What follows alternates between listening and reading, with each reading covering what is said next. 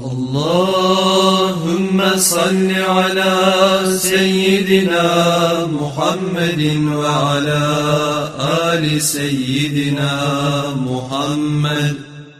Bismillahirrahmanirrahim. 26. ders şeriat kitaptan. Hukm isti'mal avani al-kuffar.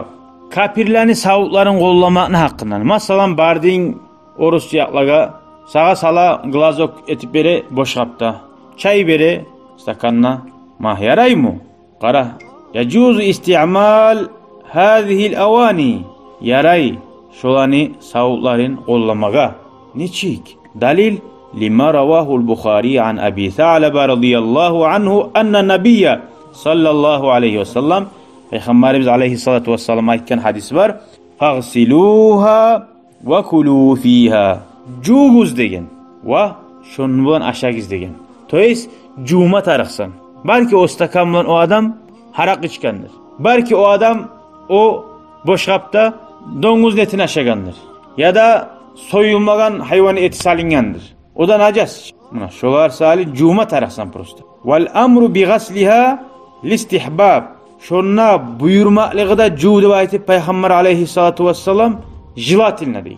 Lihtimal talavvasiha nasb olmaga bulagan sayali bi sebebi isti'mal kuffari laha kapiller şozaqlani qollama bola bi xamrin çağırga aw xinzirin donguzga ve gayrihima ulardan özge zaqlagada. Ve mesalul avani şu savutlarını qollama yaraygan naymik isti'malu siyabihim ve nahviha olar oşagan başka zatlarda. Ay liboy zati opraqları bolsun, savutları bolsun, şolani liboy zatin qollama suysan biri başlap jumaq jilatilna. Ay abizatina tugul, borç tugul. Göramsan? Borç tugul eken.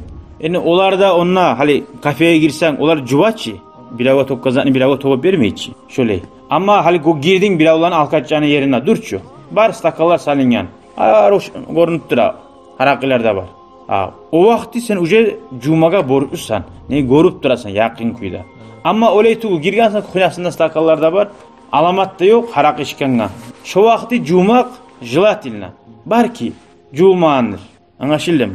Vesselamu aleykum ve rahmetullahi ve berekatuhu. Ya Rabbi şükran, hedeyte kalbi şükran, nawarte derbi şükran, şükran ya Rabbi, şükran ya Rabbi, şükran.